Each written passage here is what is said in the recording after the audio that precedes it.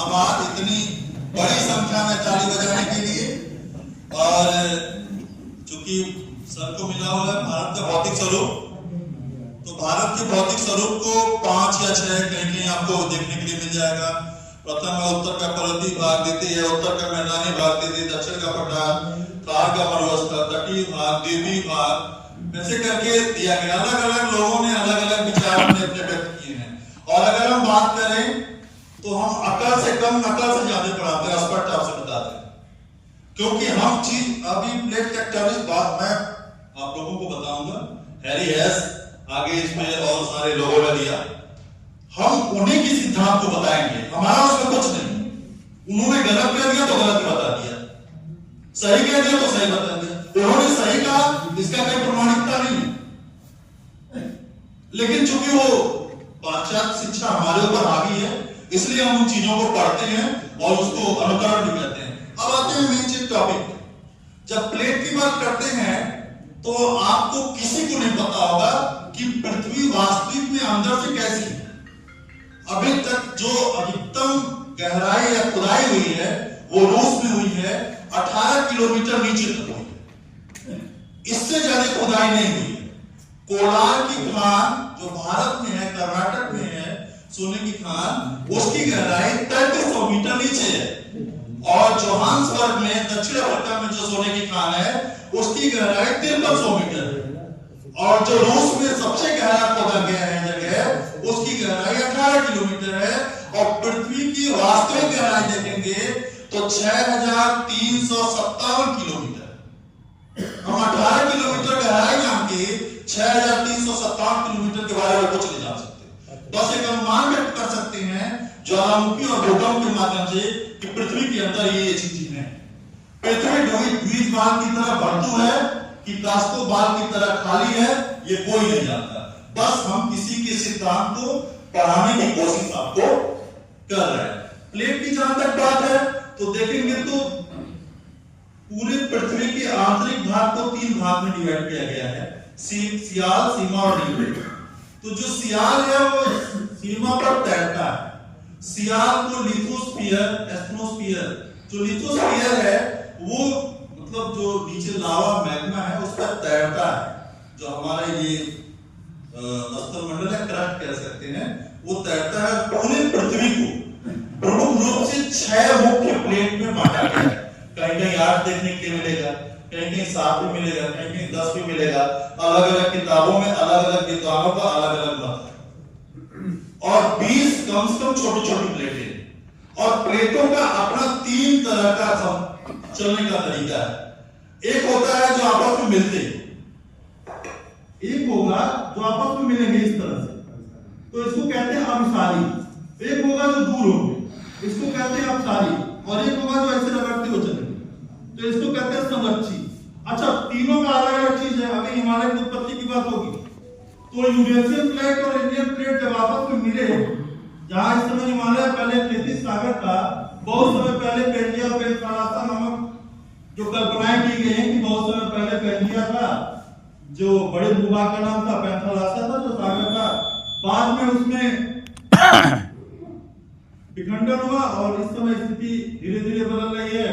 तैतीस सागर था जहां पर इस समय हिमालय था, उसमें बहुत सारे अवसाद आए। यूरेशिया प्लेट और इंडियन प्लेट जब आपस में टकराए, टकराने का मतलब संपीड़न की क्रिया की, तो ऐसे उठ गया। जैसे मान लीजिए ये है, अब ये जब ऐसे आएगा तो ऐसे उठ गया, और जब ये उठ गया तो हिमालय का भाग बन गया। आज मैं बताऊं तो हिमालय एक वलित पर्वत है और वो धीरे धीरे उठ रहा है। अभी आपको अगर किसी से मैं पूछूं, कोई इसमें बताया कि सबसे ऊंची चोटी हिमालय कौन सी है? सबसे ऊंची चोटी कोई भी खड़ा होकर आपको बताए इसकी ऊंचाई कितनी है? 8,848 थी, वर्तमान में 8,850 है। 8,848 थी, 8,850 है। 8,850 ऐसा कहीं लिखित में मुझे लगता है नहीं मिलेगा। मिलेगा 48 लिखित है, 50 में लिखित है।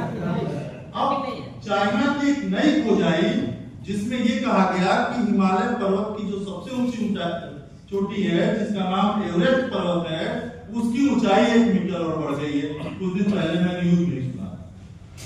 धीरे धीरे पर्वत वलित हो रहा है। तो प्लेटों के बारे में मैंने बता दिया, पूरी पृथ्वी प्लेट में बटी हुई है। और प्लेट कहीं जैसे देखेंगे तो एक सागर है, कितने सागर होते हैं कोई बता सकता है? महासागरों की संख्या पृथ्वी पे कितनी है? 7। कौन बोला? 5 महासागर। 5 एक भी बताइए, खड़े हो जाइए जी। जी नहीं, मुख्य नहीं बताइए, हमको महासागरों की संख्या बताइए।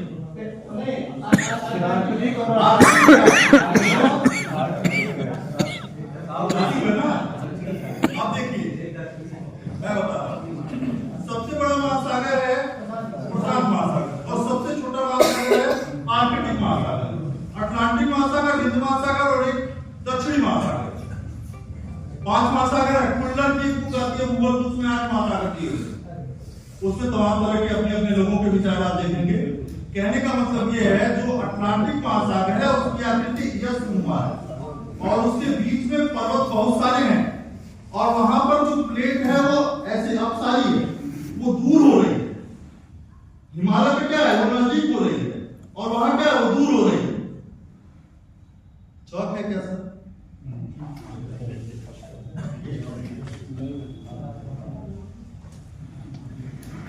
देखिए, मान लीजिए एक कोई प्लेट है,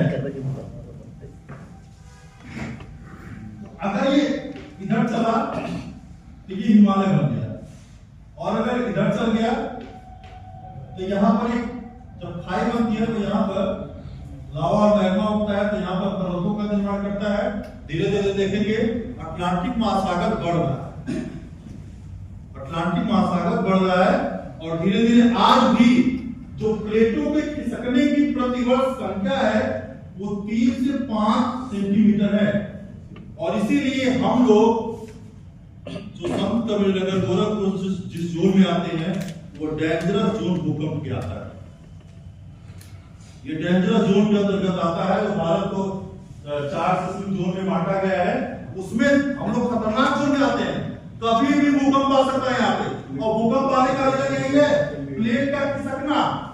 अब प्लेट इधर भी खिसके तब भी दिक्कत है, इधर खिसके तब भी दिक्कत है और इधर से खिसके तब भी दिक्कत है। अब ये सिद्धांत हैरी हैस ने दिया। आप एक और सिद्धांत पढ़ेंगे, महाद्वीपीय विस्थापन का सिद्धांत वैगनर का। तमाम तरह के अलग अलग लोगों का अलग अलग सिद्धांत है, लेकिन ऐसा नहीं कि इसके बाद कोई सिद्धांत नहीं आया। लोग बस नकल को अकल कहते हैं। हम क्या अब जो पढ़ा रहे हैं किताबें, जितनी थियरी लेकर बैठे हुए हैं, पृथ्वी गोल है सबसे पहले किसने कहा था, कोई बता सकता है? गैलीलियो एक नाम सुने होंगे आप लोग, सुना जाता है उसने कहा पृथ्वी गोल है, तो उसे जेल में डाल दिया गया और तब तक वो डाला गया जब तक वो मर नहीं गया। और बाद में क्या पता चला, वास्तव में पृथ्वी गोल है।